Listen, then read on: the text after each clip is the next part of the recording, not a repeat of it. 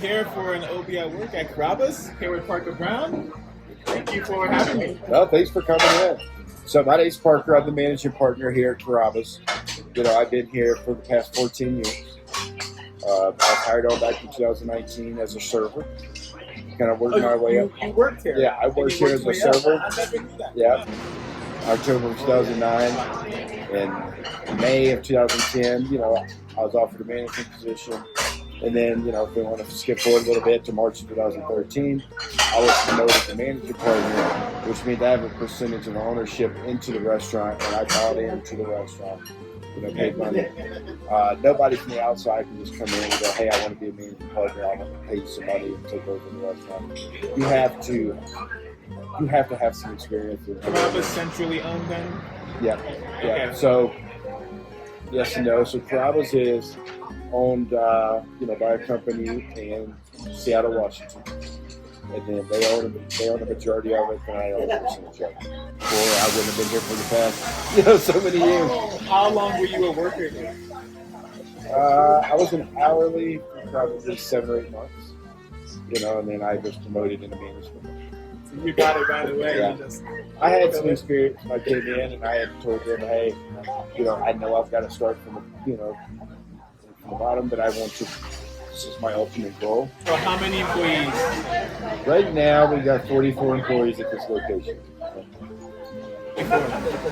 Yeah, that includes cooks, servers, hosts, dishwashers, prep cooks, floor cleaners, restaurant cleaners. Yeah.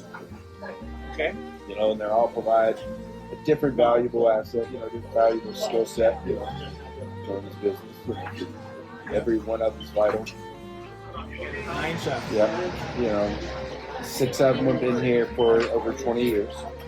I've got a couple of them that have been here for about 10 years. I've got 3 of them that have been here for 27 years when the building first opened. Wow. So very, very loyal, loyal crew. Most of my staff in the front, servers, bartenders. My average up here is probably 8 years. They've been here. And do you cook too? Or you? I do everything. Wow. I'll serve. I'll cook. Yeah. I get back there. I cook with them. Today's the first day I haven't been in the kitchen in a long time. But I love getting back there and helping those guys out and helping me out. You learn something new every day. We pride ourselves on on plates being perfect and having the courage to send the plate back to the kitchen if it doesn't look right. So the pandemic, we actually very lucky that we've been here for over 20 years, and we had a really loyal following, that really kept us going, kept us busy, in the to-go market. My staff was really good. We kind of went through. What I did was we had to let some people temporarily go, with the understanding that they would be able to come back. And the majority of them came back, just communicating with them and not letting them go empty-handed. They know that, hey, you don't have a job. If you're struggling, let me know. We'll put food on your table. And, we had to kind of revamp what we do, because all of a sudden, our to-go business is 5% of your sales, now it's 100% of your sales. How do we manage, how do we order, and what do we do, right? So we did have to kind of, go back to the drawing boards and find out what works, what's not working. And we weren't set up to be 100% to-go business. Yeah. Our to-go business is still a huge percent of our sales now.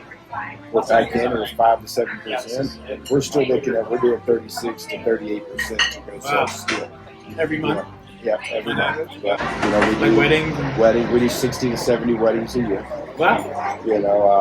Some of them all over the state or different. Yeah, tomorrow I'm doing one in Windsor. So it's a huge part of our business. Wow. Yeah. So what would you say is your biggest challenge? It's really just the cost of goods, the rising cost of goods. It is starting to stabilize a little bit. We're not having the supply chain issues, but we are having, just that rising cost. Unfortunately, over the past 14 years, I could count on one hand how many times we raised the price in 10 years. Then I couldn't count on both hands how many times we've had to raise the price in the past 2.5 years. You know, because in the restaurant business, profit margins are already so small. You know, you can't afford to lose a 1% of your profit margin. Because we're not, you know, one of these big businesses out there who's making 40% margin, we're making 8 to 10% margins. You know, so every penny literally counts. And what would you say was the biggest supply gap during the worst of it? Chicken. Chicken? Yeah. You know, what's happening is, you know, the price has risen, but now everything's gotten better, but the prices aren't going to go back down. That's right. You know, it's... What are your thoughts on that? Because, you know, there's supply and demand, but then there's the corporate greed. Right? I truthfully, I'm fine with supply and demand. I'm not fine with the corporate greed, you know, that's going on. Because they're going, oh, now I can charge X amount of dollars. People are still buying it, so we're just going to continue to charge. Even though they have even though they've got plenty of supply now, and they're making record, you know, I don't throw the names out there, but with those, you know, but they're having record profits and record yields, you know, the everyday worker over here is suffering and making ends meet. You know, and that's discouraging. You know. So has the price of chicken, what's the price of chicken? Is it lower? No, it's about the same. We either have to raise prices, you know, on the food, you know, we have to raise prices, you know, with labor. You know what I mean? The money's got to come from somewhere. You know, unfortunately, you know, in order to survive, you know, how much can we pass on to the consumer versus how much do we just have to eat out of pocket? You know, you can't raise the price of your food 75%. You know, nobody's going to eat it. You know. So, what do you think the state, for example, what can the state do to help the business? And there's got to be some type of regulation of, you know, how much can you increase, or, you know, once the supply comes back. I don't have all the answers, but once the supply comes back, and you know you've got enough, you have to, you know, you meet somewhere in the middle. I'm all for them making money, but I'm also all for the, you know, middleman or woman, you know, to be able to survive, to eat, you know, and be able to put food on their table until it gets back. So the price gouging is the main area? Yeah, oh, absolutely. You know, prices go up, but people's salaries don't go.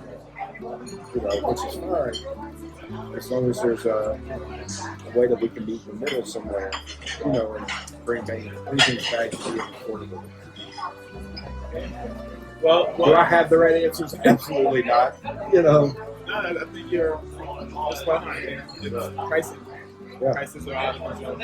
Yeah. So what are you going to have me work with? I was going to be a server and have you, you know, be a host and let you see people. And then if you see anything else that really interests you, hey, I want to do this, feel free, you know, let me know. You know, I'll have you do anything you want to do. I've never bust tables, so. Right. We can be a busser. Yeah. You want to be a busser? Yeah. Yeah, we can have you. I'll try that. I'll try it. Yeah, we'll have you bust tables with Gabe.